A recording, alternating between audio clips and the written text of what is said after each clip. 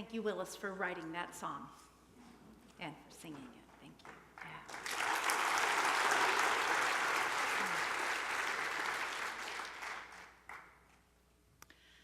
Our empowered living quality for the month of August is service. I live my life in service to the world. I live my life in service to the world. Would you say that with me? I live my life in service to the world. So what's it look like to live your life in service to the world? Well, I'll tell you, many of you in this room have a good idea about that because there is such a spirit of service alive here at Unity Church of Overland Park. I'll never forget my very first Sunday coming in the door, greeted by the name tag greeters right out there. Outside the door they were. They couldn't wait to greet me and say hello. The spirit of service is so alive here. And we have a day in November dedicated specifically to honoring all of our volunteers. But I'd like to ask any of you who have volunteered in any way right now to do two things for me. That means if you have ever answered a phone on behalf of the church, held open a door, sponsored a backpack, if you have served in any way, I invite you first to just open your heart for a moment. And then if it's comfortable for you, I invite you to stand because we want to honor you. All volunteers, if you've served this community in any way, please stand because we want to honor you. Yes. Now look around. Look around.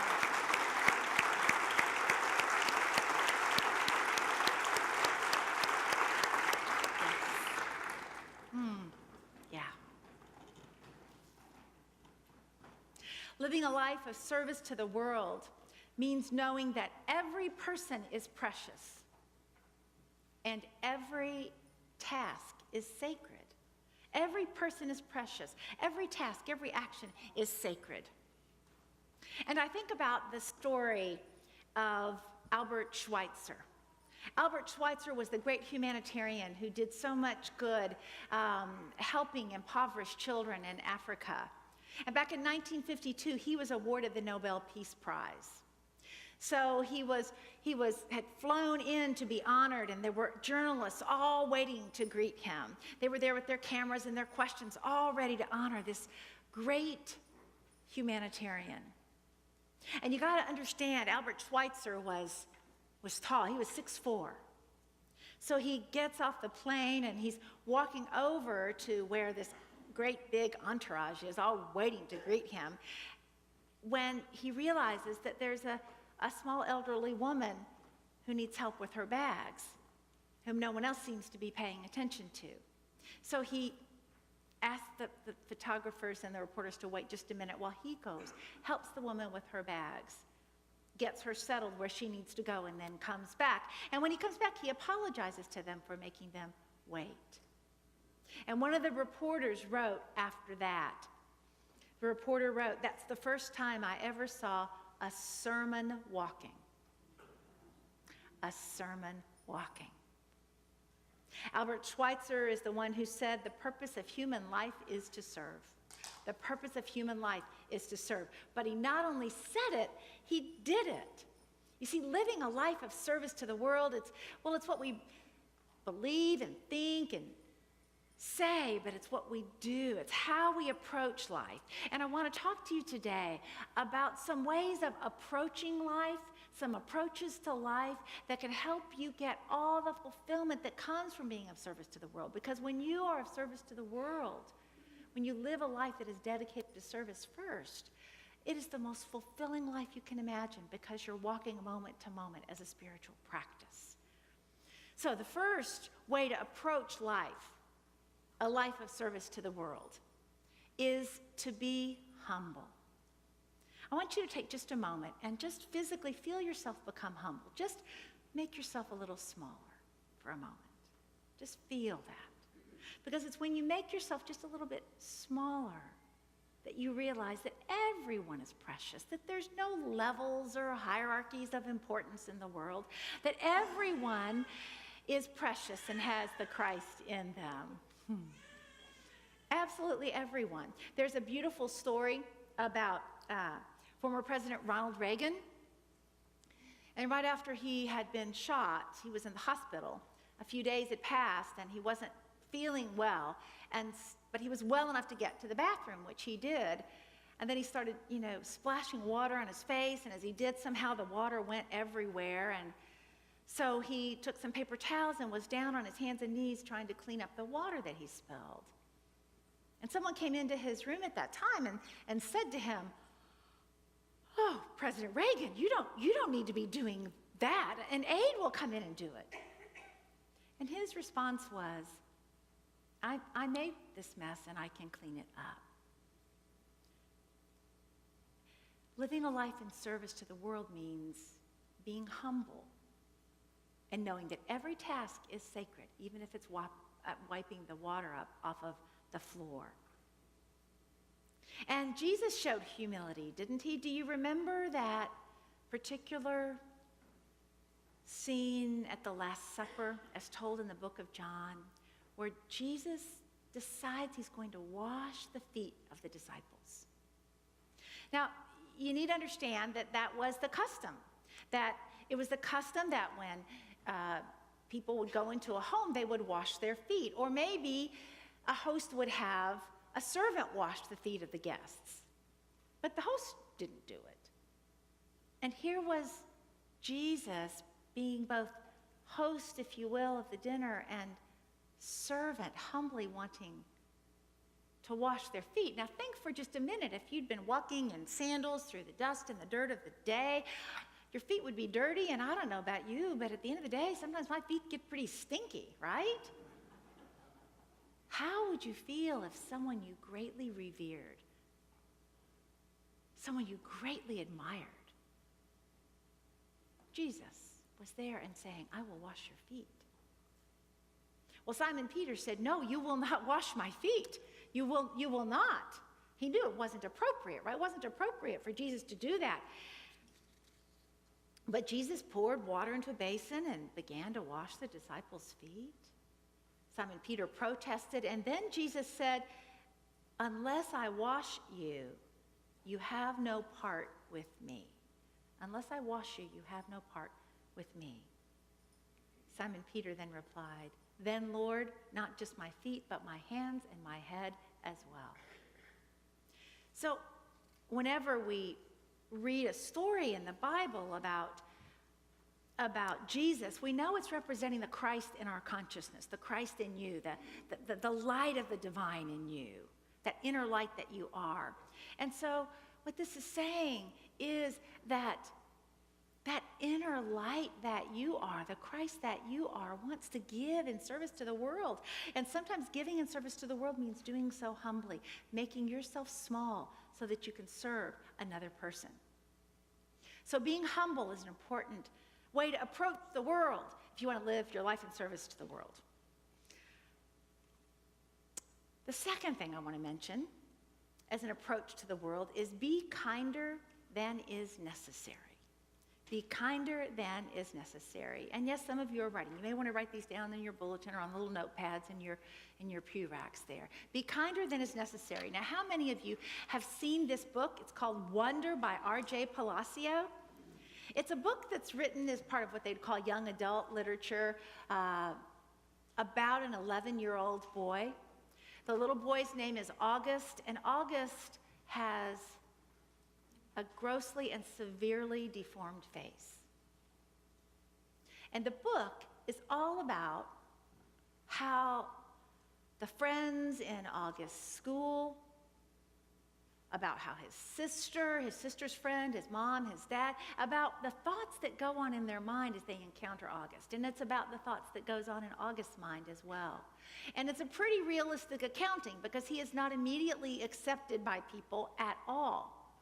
It's a pretty realistic accounting of the kinds of thoughts that go on in people's minds when they encounter somebody who's that different and unattractive by our standards. So anyway, the book is about these 11-year-olds primarily.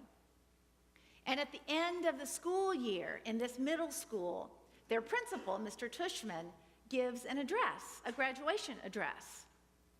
And he quotes another book that says, "Be kinder than is necessary." And here's what he says. He says, "What a marvelous line, isn't it? Kinder than is necessary." because it's not enough to be kind. One should be kinder than needed.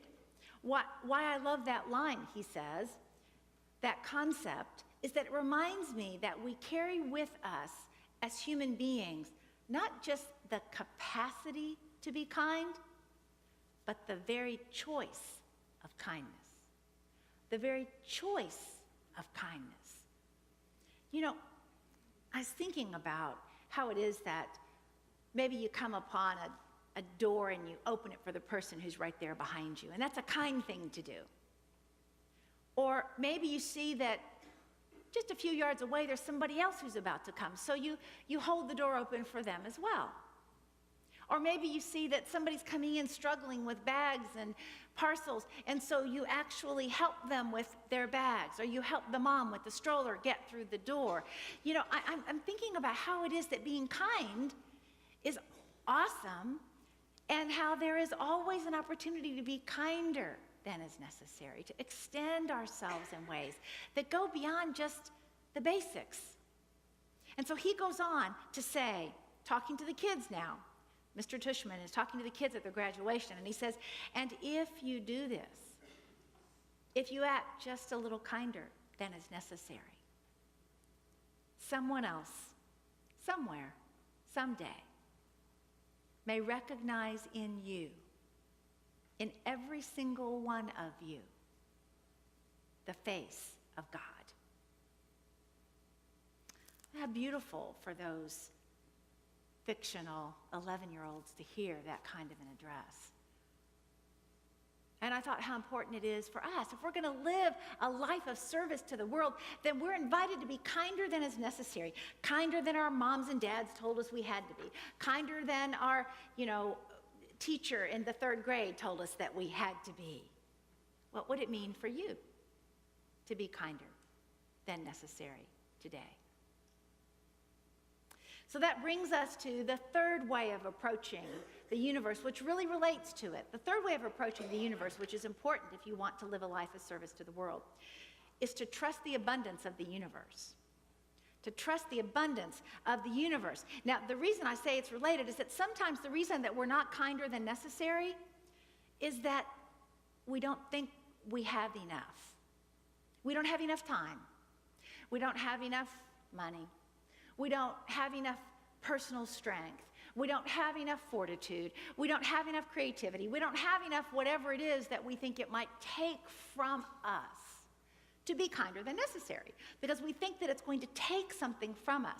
But when you trust the abundance of the universe, what you realize is that you can't outgive God, that we are sourced with an infinite God.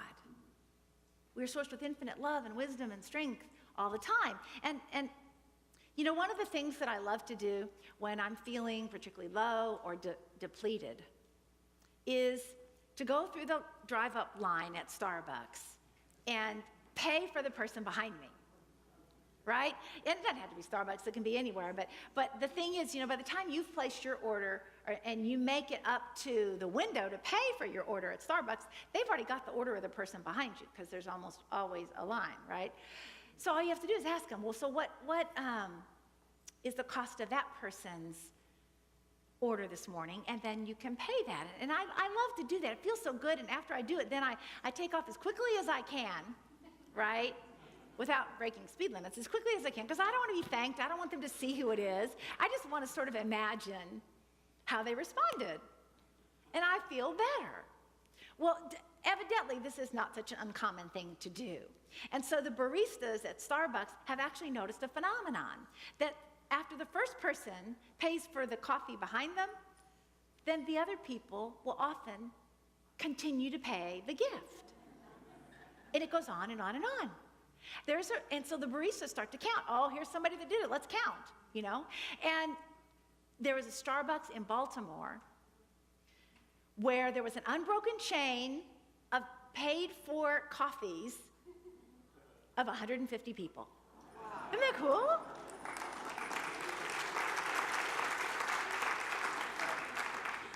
Now, here's the thing about all of that. You see, I didn't know this. Reverend Robin had to tell me about it. I didn't know that that happens, but it makes perfect sense, doesn't it? Because when you give to the universe, then it makes others want to give. There's a ripple effect to your giving. Of course there is. And that's why it is that we have to trust the abundance of the universe and know that we can't outgive God. You will never know where your act of kindness or your act of being kinder than necessary, you'll never know where that will go.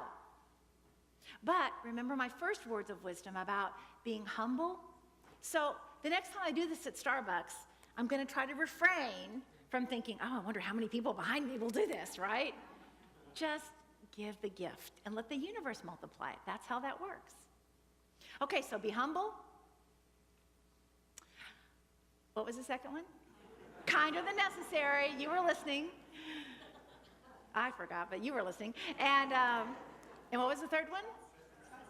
Trust the abundance of the universe. This is so good. I don't even have to remember my lesson. Okay, what am I going to say next? What's number 4? I know number 4. Number 4 we just got to witness in the christening ceremony. Number 4 is to look for the Christ, to expect to find the Christ in every person. And that means no matter how ornery they were yesterday, or how ornery they might be in the next moment, to know that the Christ is in them. You know, I've been having conversations with people lately who will talk about somebody who's accomplished something great or spoken great words of wisdom, but then in the next breath they'll say, yeah, but you know what, but then they did this, then they took steroids, or then they lost their temper, or then they whatever, you know? And we are all both and, every one of us. We all have the capacity for greatness, and we all have the capacity to do really boneheaded things. You know, we just do. So going about life, expecting to see the Christ in someone, will often call it forth from them, but it will make your life so rewarding.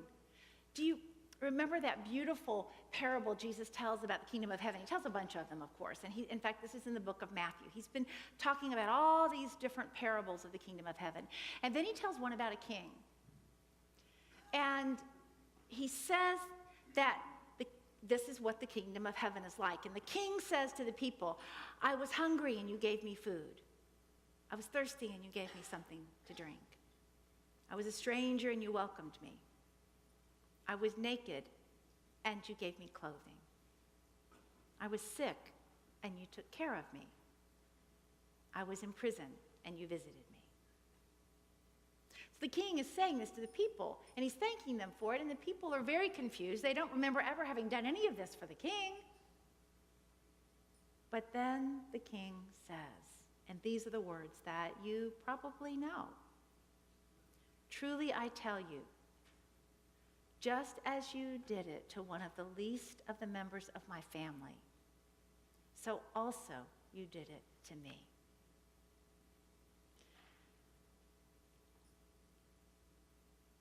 The Christ is in everyone. This parable Jesus tells about a king, the king is really the Christ, and it's the Christ in us all. And so as you serve someone, you are seeing the Christ in them. Whether it's literal food that you're giving them or food from the heart that you're giving them, whatever it is, you are seeing and beholding the Christ in them. You know, we've got to remember on Christening Sunday that it's not just baby Danny that we get to christen. It's a reminder that the Christ is in all of us. And when we go about our lives that way, expecting to see the Christ, the light in every individual, then we live our lives in service to the world because we're serving the person right in front of us. So a life of service to the world means seeing every person as precious and seeing every act as sacred. We're talking today with a lesson entitled, The Hands of God. You are the hands of God. You're the hands and feet of God, right? Maybe you've heard that story about the man who's bemoaning all the evils and the tragedies of earth. And finally he gets angry at God and he says, God, why don't you do something? And God says, I did. I made you. You and I, we're it. We're the ones we've been waiting for. We're the hands of God. So I want to invite you to just take a look at your hands for a moment. I mean, to really look at these hands. To notice the veins on the tops of the hands. Wrinkles and age spots. Fingernails that may be painted or chipped, filed or rough, clean or dirty. Notice them. And then feel the smoothness of the hands, feel the roughness of the hands. Open them and look at the palms, which some people really understand the meaning of those lines on your palms. I invite you to begin to think about, as you look at the palms of your own hands, I invite you to begin to think about the other hands that you have held. The babies that you've held. The doors that you've held open for people. The meals that you've cooked. The vegetables that you've planted. The nails that you've hammered. To know that these are God's hands. And to know that there are many sacred acts yet for you to offer the world with these hands. These are God's hands. And so let's bless these hands. I invite you to just feel and hold your hands as we bless them. Because these are God's hands. And our prayer in this moment is that we use these hands to serve the world. That these hands are used by God. We surrender and let go our need to control God. We give you these hands. Move through us. Move through our hands, yes, and our entire being to bless this world. And bless these hands as they're the hands that offer prayer to someone. Bless these hands as they are our hands that hold the hand of an elderly person making their transition. Bless these hands, God, as we do the mundane tasks that we do, as we pick up the phone and answer it, as we write an email. Bless these hands that we might know that every act is sacred. Every act is in service to someone and to this world. Bless these hands, God, that we might do your good in this world.